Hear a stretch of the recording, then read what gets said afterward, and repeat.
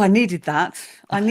Because do you know what, James? My boiler's not working, so I needed Oh, to move to warm up a bit. Yeah. Oh, you wouldn't believe how many clothes I've got on under here. I can't tell you. How are it's you? very well. It's rather cool. I like the look today. You kind of got like a 1980s, like with the strong red lipstick, the hair tied back. I feel like I'm in like a Cocktail, that movie. Oh, no, it's that. I want to be one of Robert Plant's dancers. Oh, that's right, with the black Um, dress. no, you see, I made the mistake of brushing out my hair, which is incredibly curly, thinking, oh, I'll wash it, and then there was no hot water. So I Oh. thought, better just tie it up for the moment until I sort it out. Anyway, never mind. Let's talk positively. We've got a lovely, bright coloured lady joining us, haven't we? We do, we do. This is going to be an interesting episode because we came onto this, we were just talking in the green room there, and what we thought we were going to be talking about is not probably what we're going to talk about now. We've kind of gone in different directions, so it's going to be a really, just kind of bear with us. We're going to go different avenues of this type of discussion. And welcome if you're just joining us for the very first time on Speaking Business TV. Our guest is a thought-provoking speaker and award-winning mindset coach working globally with high achievers and C-suite executives.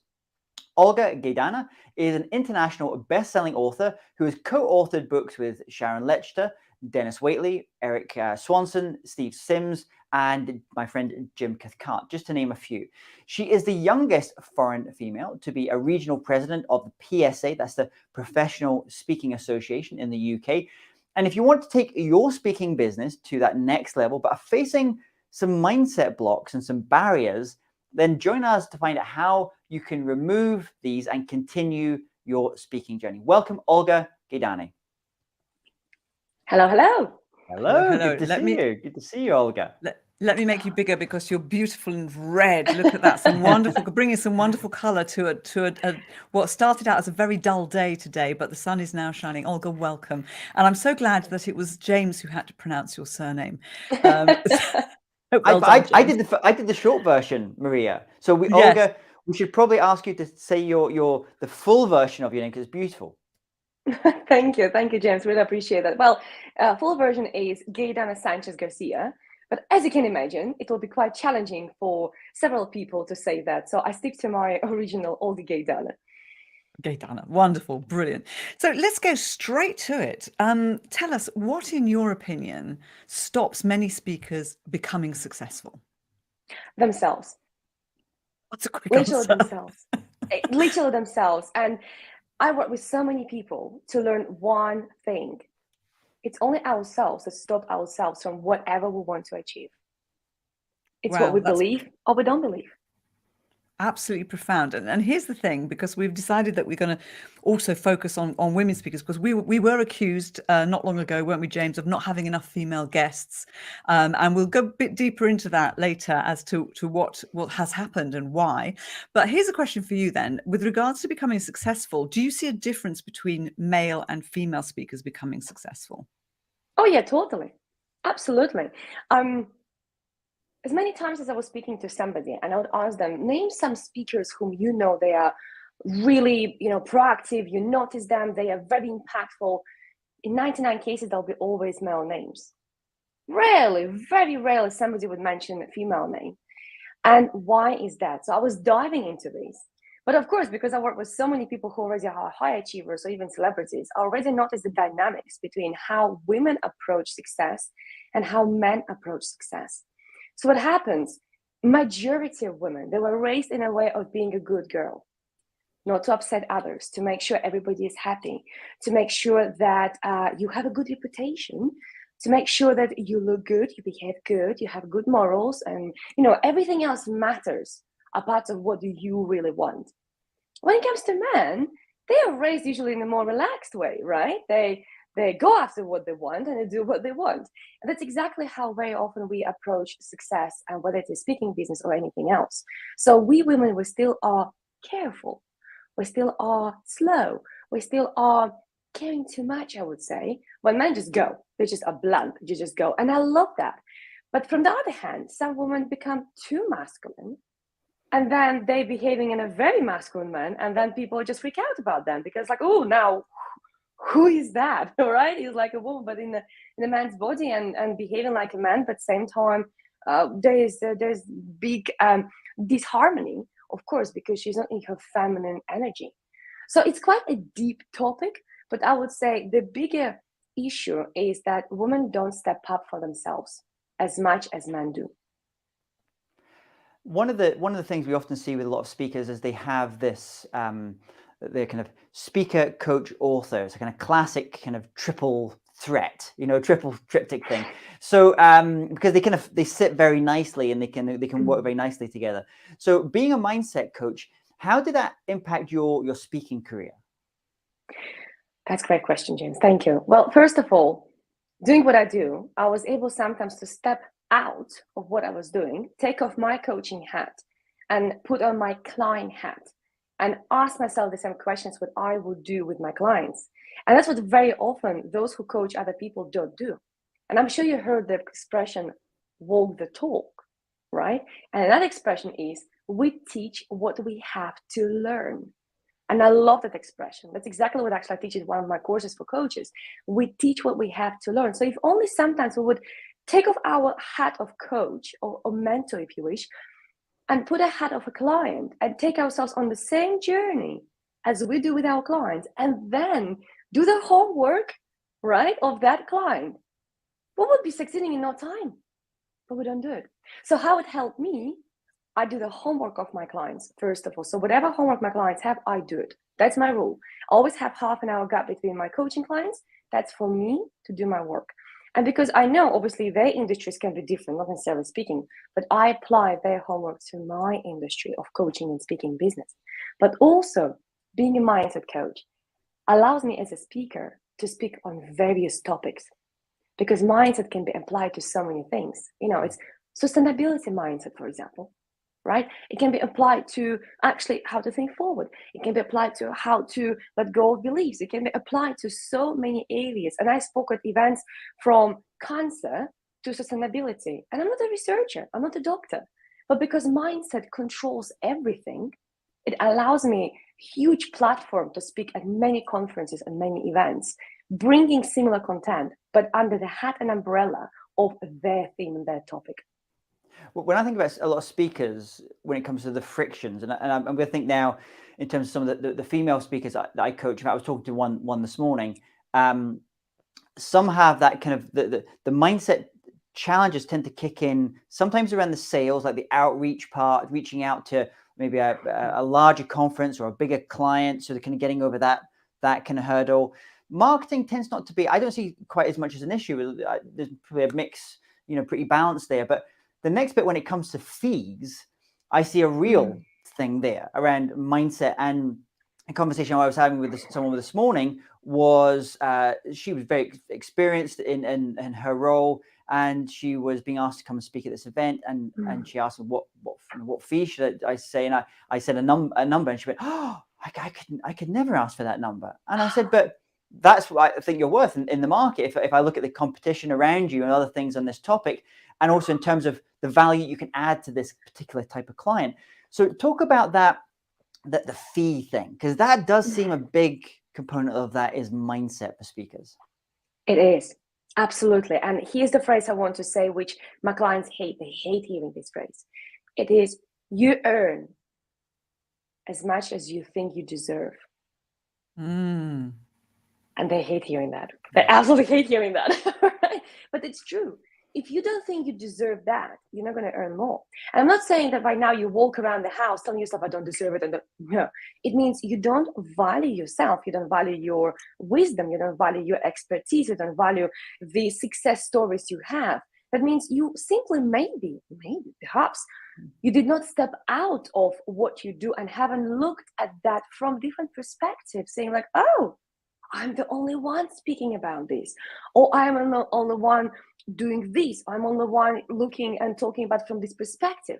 And the truth is, because very often we can't see, of course, we cannot see what we are really good at, right? So what happens when it comes to a fee, they ask you how much, and you think, well, how much would others charge? It's not about others. It's about how much would you pay if somebody would come like yourself and deliver that. And here's the question I'm asking those who are watching us right now.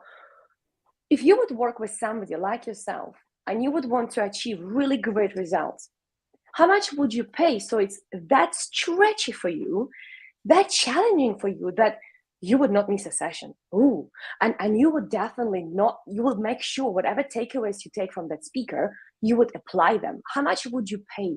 How much would you pay to attend the event? Whatever. How much would that be? And charge more. Doubling my fees, actually, when I get off this call.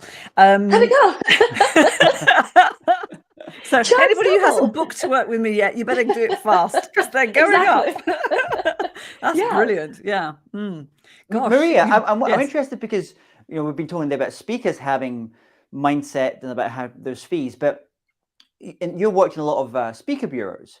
And something I kind of have to find, I have to work sometimes with agents, and I'm not their boss. I'm just a supplier, I guess, you know, as a speaker, is to get them to kind of, I push them a little bit harder in terms of maybe fees. Some of them are thinking that, oh, this person's at this thing, and you kind of try and work, and you kind of, so where, I mean, when you were doing a lot of on the bureau side and you were kind of managing other agents who were selling speakers, how did you work with them on their mindset? So they were maybe pushing for higher fees for the speakers. Oh, I see with them. Do you know what? They were very good. We had a culture of getting the right fee for the speakers. So it was important for us. And you know, we understood how important and how valuable. So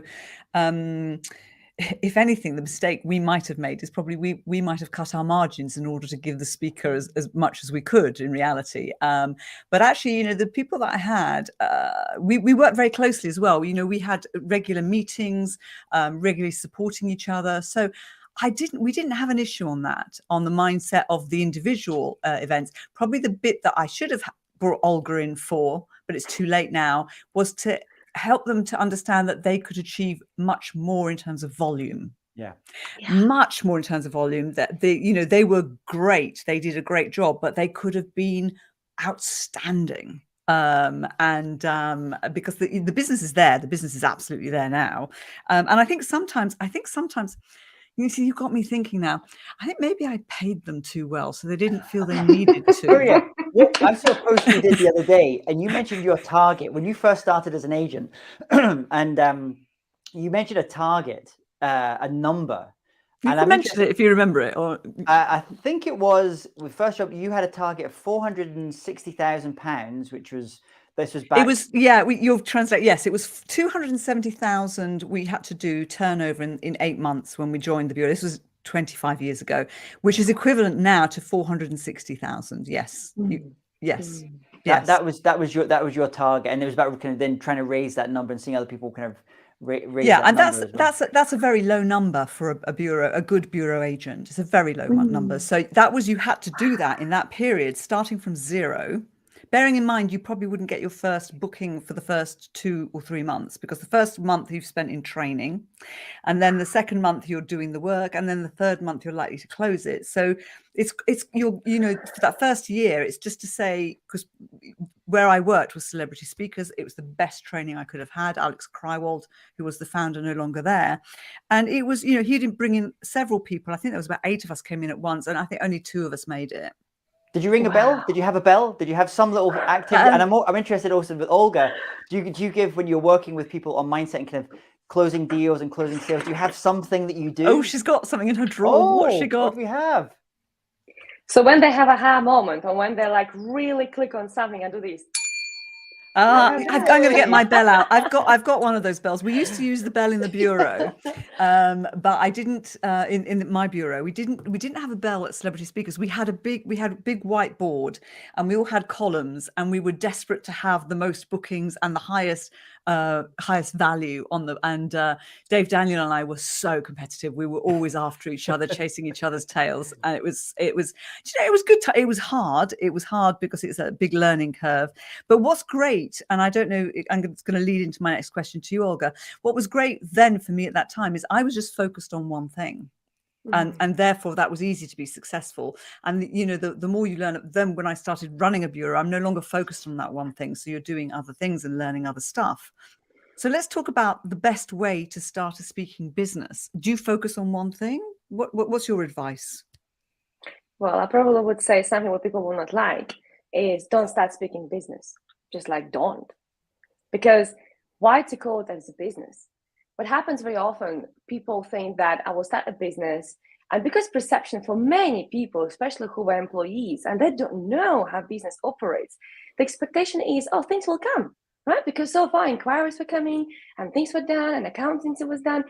And people have a little bit of laid back approach in the beginning because like, oh yeah, things will be sorted. It's subconscious. It's not like they naturally say to themselves, I will just sit back and do nothing. Subconsciously they do that. Versus when they are seeking a job. And I remember that myself, when I came to the UK in 2009, and I did not speak any English at all, and I was walking around with my CVs, like handing them out in stores, and I was saying, oh, go online. Well, I can't go online. I don't have even a laptop to go online and apply for something, and also I don't even speak flipping language, right? How can I go online? I won't understand anything. So I was so proactive, and within a week, in a time when it was post, it was crisis, right?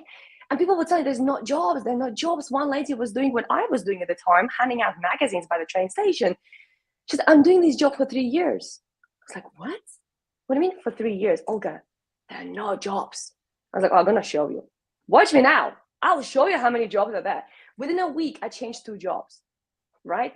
And sometimes when I look at some speakers or even coaches, and I think, what's wrong with you guys? Why are you, when you become a speaker or a coach, why are you just sitting on a chair doing some stuff, but those stuff are not as proactive as you would be doing if you'll be looking at an accountancy job, an IT job, a director's job? You will be on a spot all the time. You'll be on a call, on an email. So to start speaking business, I would say don't start speaking business. Start speaking career, adventure, an adventure, whatever it is. But don't start speaking business, okay? And also, one of my favorite speakers, Brad Sugars, I love how much he challenges business owners. I remember at one of his seminars, he asked us all to stand up. And we stood up. And he asked us a question. So you're all in the business, right? Right. So I want you to sit down. If you can go away for 6 months, not to touch your business at all, not to call, not to email, you go away for 6 months, you do nothing. And you come back and business does even better. How many people sat down? I'm going. Several. I'm leaving. Exactly, right? We all stood there looking at each other thinking, are we failures or what? Right? Because the description of a business is it can operate without you. Right? But as a speaker, your business cannot operate without you. You still have to. Even if you create courses, even if you just resell your programs, somebody still needs to come and resell it. Okay? And if we look at Tony Robbins, if we look at Jim Rohn, if we look at Jack Canfield, guess what? They're still in a speaking career.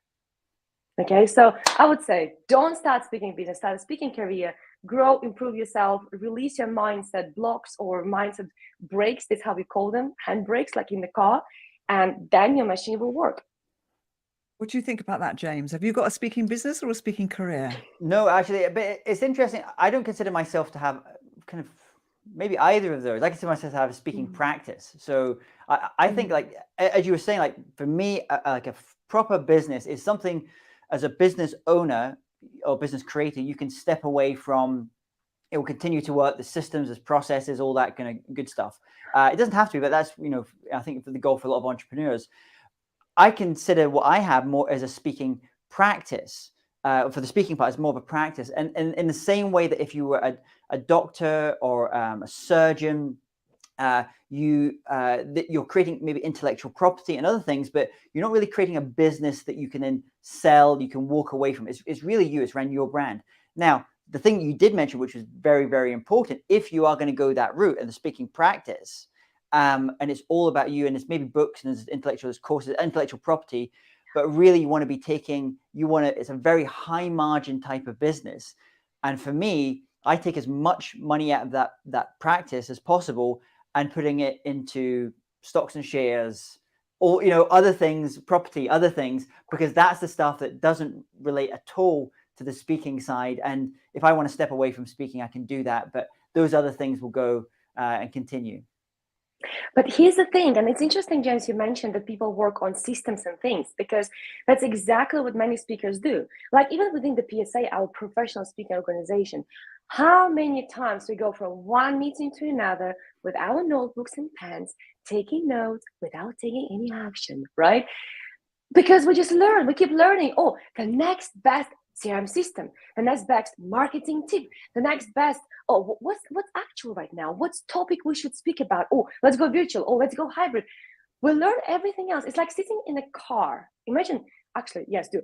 Imagine perfect car, your favorite perfect car, whichever is your dream car. Imagine sitting in that car, right? You're sitting in the car. You have full tank, okay? You have no issue with petrol. You have the key, you put the key or you press the button, whichever, right? And you, of course, use the seat belt, whatever, you're ready to go. Okay, you start the engine, you have perfect sat nav, perfect, it's perfect. It will take you from where you are now to where you want to be, because goal setting is very important. And you start the car, start the engine, and you change the gear, and you press the pedal accelerator, you press, you push, but it doesn't go. Why? The flipping handbrake is on. Whether a button or a physical handbrake, but it's still on. And how many times we've done it? Maybe once or twice in a real car. But how many times we do it in a business? We learn everything perfect. And we forget one important thing, to release that handbrake, which is in our mindset, which doesn't let us to be proactive as a speaker, to get speaking jobs. Because without getting speaking jobs, which will pay you money, your business is nothing. Simple as that. Do you know, that proactive point is so important. You're so right. And I think this pre-COVID, you probably were busy enough and you could sit back, and if you had a good website and you had good LinkedIn and you had good referrals and you were working, you were fine. With some people I know have been disrupted and haven't moved to virtual, and therefore they have to now resurrect. And you can't rely, I don't think you should ever rely on somebody else to bring in your business. Yes, it's great to have speaker bureaus for sure, but I mean, James, you work with several speaker bureaus, but I bet you also do your own prospecting and marketing. You love it. I love it too. I love it. I love that, the chase. But that's just me. I know not every speaker's weird like me, but I love that thing, because I consider it almost like I've been married for a long, long time, but when I remember my memories of dating, you're kind of dating, you're checking each other out. You're kind of like, you're trying to kind of fall in love with each other. And sometimes you have relationships, it's like, actually, I think it's best we don't take it to the next level. Let's maybe not go for coffee. But I love that, the chase. I love that, doing that. And so for me, I actually stopped doing it for probably about a year. And I find I heard, yes. And I was really, why am I so bored? I'm like, just kind of like, and also there's that thing that, and it's a feedback loop, because if you're just letting bureaus do those calls, or members of your team, you miss all those things that clients are saying about their objections, or about their what they're interested, what their hot buttons are just now, what they're thinking, what the trend.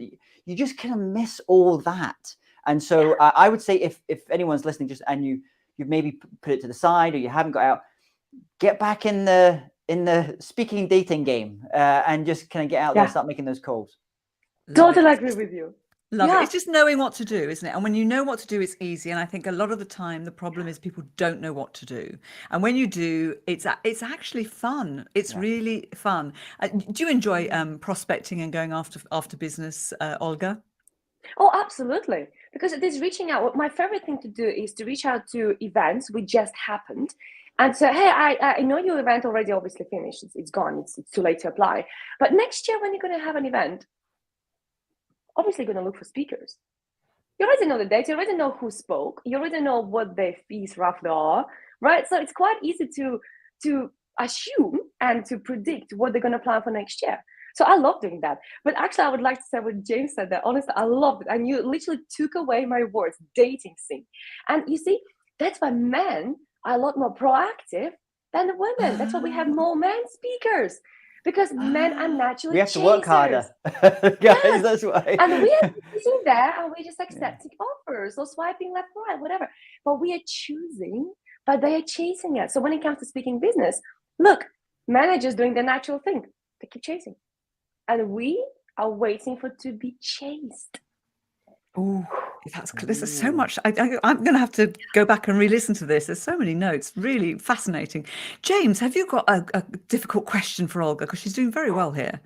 Yeah. Well, we were kind of, I guess, on that conversation we just had there. Maybe these two things are together, but money or pleasure in the speaking business. What should we be prioritizing first? What do you prioritize first? Well, I would say never be desperate. Oh, That's like yes. in a dating scene, never be desperate. If you go on a date, and I've been there myself, and I'm sure you also been, and you meet somebody and they are like, oh, you know, I'm looking actually to build a family, and I would like to actually get married and have babies. You're like, oh my God, you freak out. So when you are chasing money, you sound desperate. You seem desperate. So for me, it's important to have pleasure.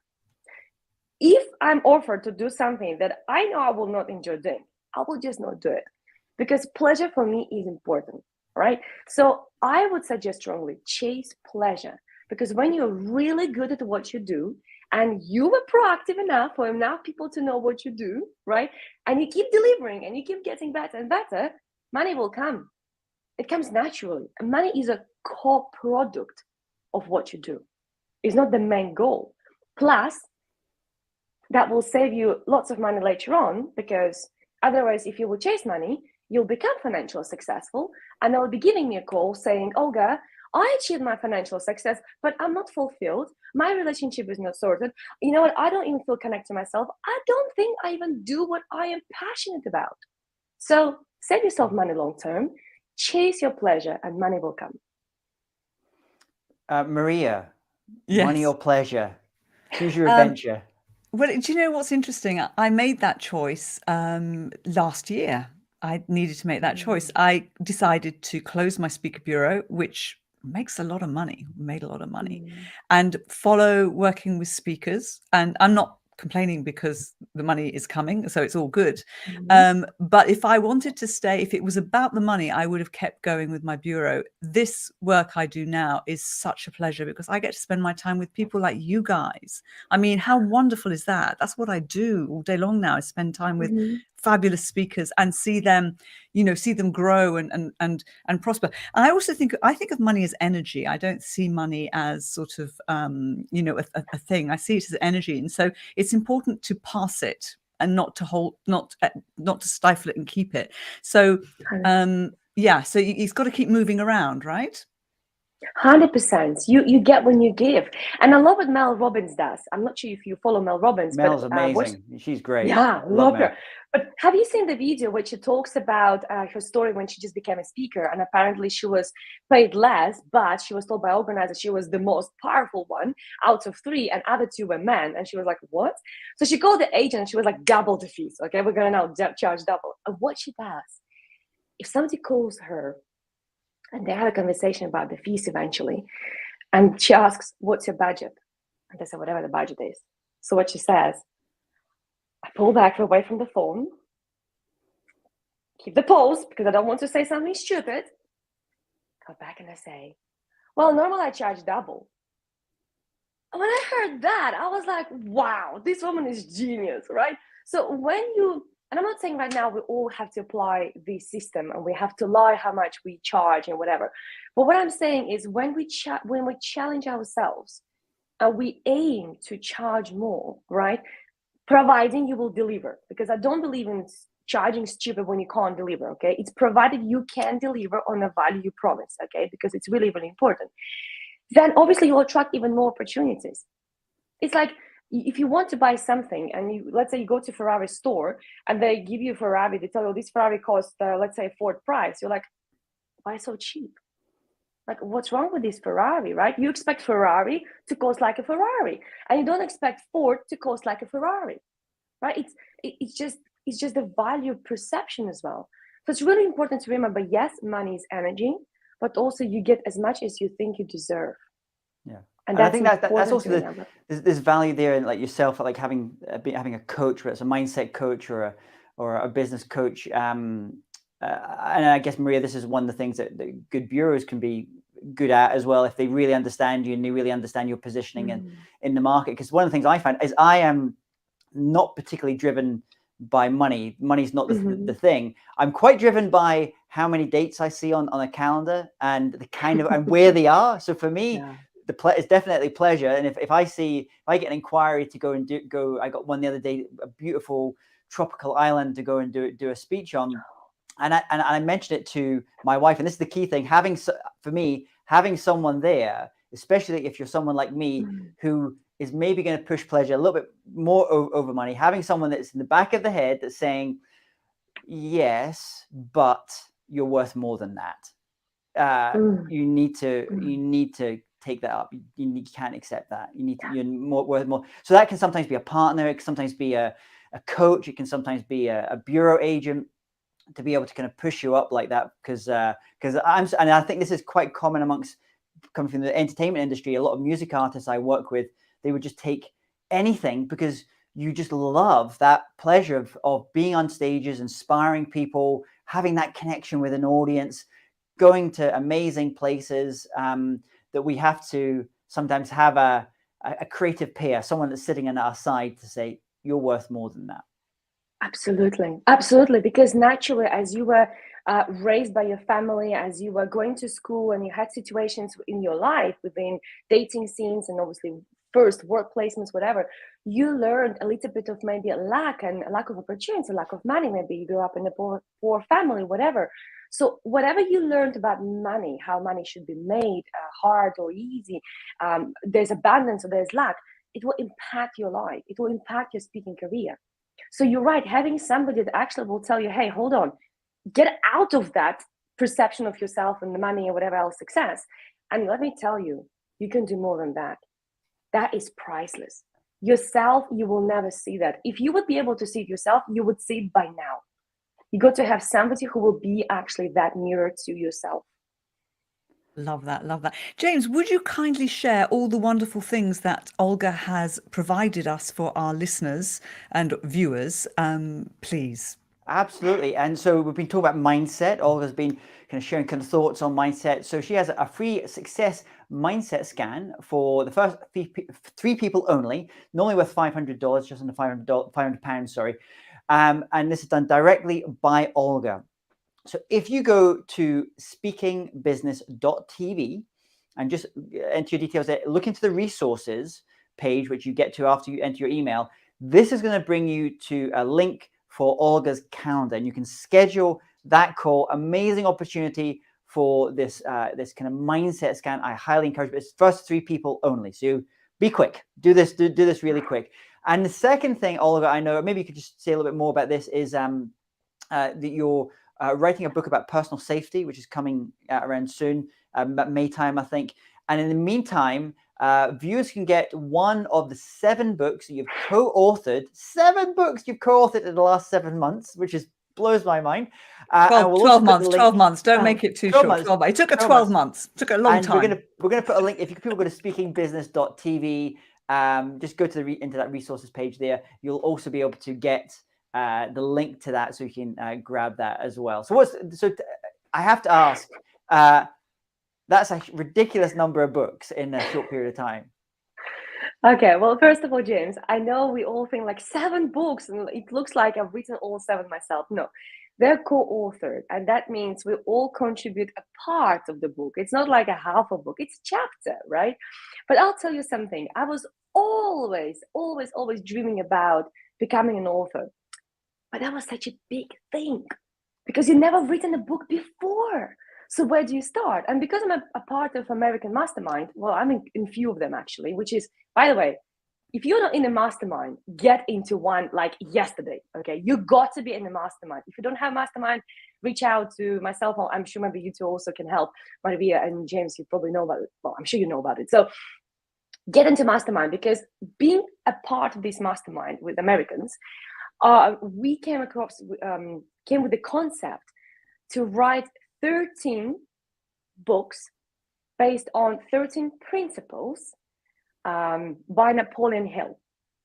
And some of them already were published, but other books were published with other people. So what happened basically, this collaboration led to 7 books being co-authored within 12 months.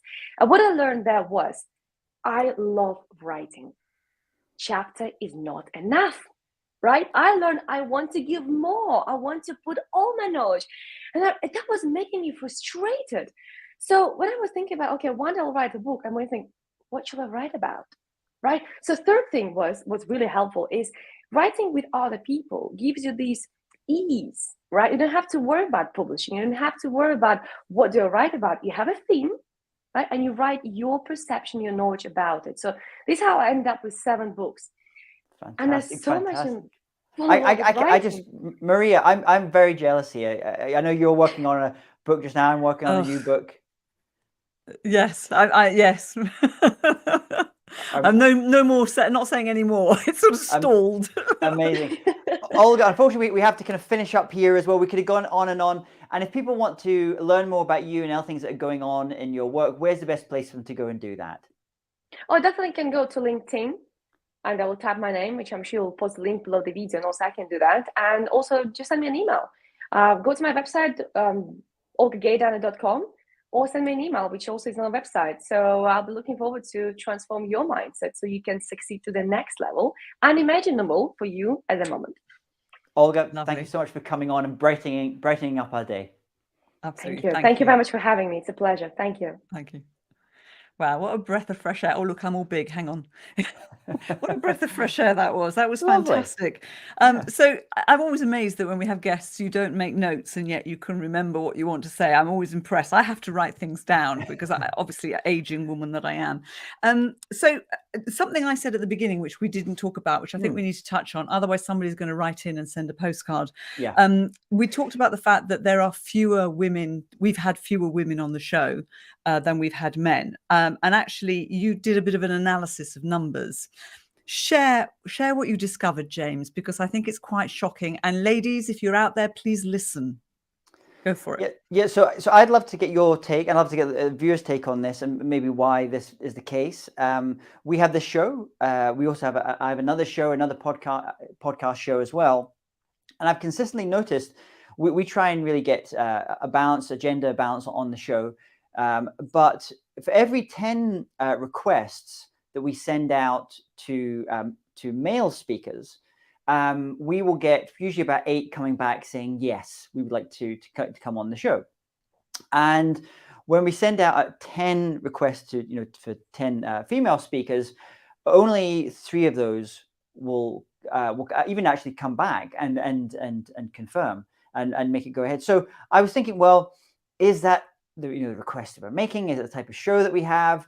Is there something else kind of going on there as well? So I wonder what your thoughts, because I know it's criticisms we've had on the show here before. People say, why do you not have more women speakers on the show? And I said, we're always, Sharon, who sets up a lot of the interviews, she's always trying to get women speakers. And if you are a female speaker, we'd love to have you on the show. So Maria, what's your take on this? Because I'm just a lonely man here saying this. So I'm wondering if I'm getting this all completely wrong. Well, no, I think part of the problem is the fact that there aren't as many women speakers as there are male speakers. You wouldn't believe that, I think, if you go to somewhere like the PSA where there seems to be a balance. But actually, if you probably look at the members, in reality, you'll probably find that there are more male members than female. It'd be interesting to know. And actually, we might ask Steve Lowell of the Global Speakers Federation if he has figures. That would be really interesting. But I know that from my bureau, the various bureaus that I work with, and in fact, you could just go on any Speaker Bureau website and you can normally separate women and men, and you can work it out. It averages out 25% are women. And that either means that women are not coming forward, putting themselves forward, or available. Or they just aren't out there, or it's topics that organizations maybe aren't asking for, or they're not covering them much. But I don't know. I think it's a huge area. And it's not just about women when we're talking about diversity. We do need more diversity. The other area I've always found frustrating is the lack of young speakers. So when a young speaker comes to me and says, Maria, help me with my speaking business, I still call it a speaking business, by the way. I'm really thrilled to work with them because there's not enough there's not enough representation, and we need to hear those younger voices, because the younger speakers have got a completely different view. I mean, I'm so detached from the current generation because I'm so old now. It's just, so it's great learning for me too. You're a youngster. You're a youngster. What are you talking about, Maria? No, I mean it's so I'm gonna say this, and I can say this. I'm gonna put this out there. And I'm probably gonna get shot down for saying this, but I'm just the messenger on this particular one. I've had conversations recently with two very successful women in our business. One is owner of a speaker bureau. The other one is the owner and founder of a very successful events company in Latin America. They book lots of speakers, really successful speakers. And both of them said something to me the other day. And they just said, I said, you've got a lot of male speakers on this particular conference, and I'm what's happening here, or in terms of lack of diversity on the program. And they said, James, women speakers are more difficult to deal with than male speakers. And it was interesting because one of them said this to me in a gathering of myself. I think I was maybe the only male, and the rest were women speakers in that particular thing. And it was a real bun fight ended up going on in the meeting as well. And I just kind of stood back and like, okay. So I don't feel particularly qualified on this, but I wanted to raise it.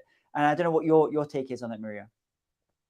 I think the thing is, because there are fewer women speakers, if a woman does behave more, it is difficult, you notice it more. And I think that's partly it. And therefore, and it stays in your head more. And I know that, if you said to me in the 25 years that you've been in the speaking industry, who is the most difficult person you've ever worked with, I'm sad to say it is a woman. I'm really sad to say that. Difficult to work with. In what way? In terms of, I've got to be careful because she might recognize herself. Okay. Just disrespectful to people, the client people she's working with. I can't say too much more, but treating people badly when actually the topic is about treating people well and getting the best out of people. And it's like, that's totally unforgivable. That it's an ego thing, and you don't expect it. You just don't expect it. You don't expect it from a woman. You do expect women to be more empathetic. And it might be what Olga was saying, that, you have this, you expect it to be liked by everybody, you expect to behave in a certain way. And I think that might be why it stands out more. I don't know. But I don't think anybody should ever be disrespectful. I don't think anybody should ever be difficult to work with, because it spreads. And in the bureaus, for example, as soon as you have a bad experience with somebody, you tell everybody. Yeah. And so you can be blacklisted very easily. You're only as good as the last gig you did. Yeah, but I think it's also great, like hearing that story that Olga was saying, because sometimes you say, well, why is this person? Why do you believe this? It may be from a client. Why was this speaker difficult to deal with? And they might say, well, they're really pushing for money, higher fee, for it all the time.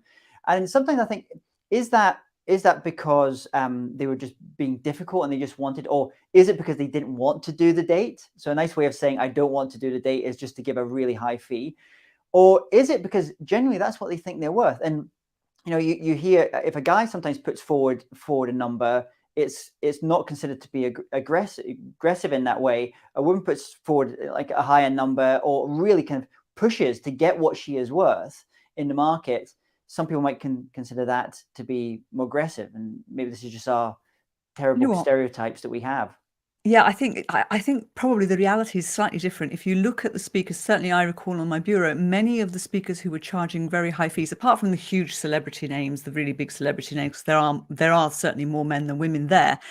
But the women were getting good rates. And part of that is because there aren't enough women out there. So actually, at the moment, if you tick any of the diversity boxes, whether you are female, whether you come from a different ethnicity, whether you represent a different age group, whatever you have, actually don't downplay your fees, get the value that you're worth, because we need to see more diversity on stages.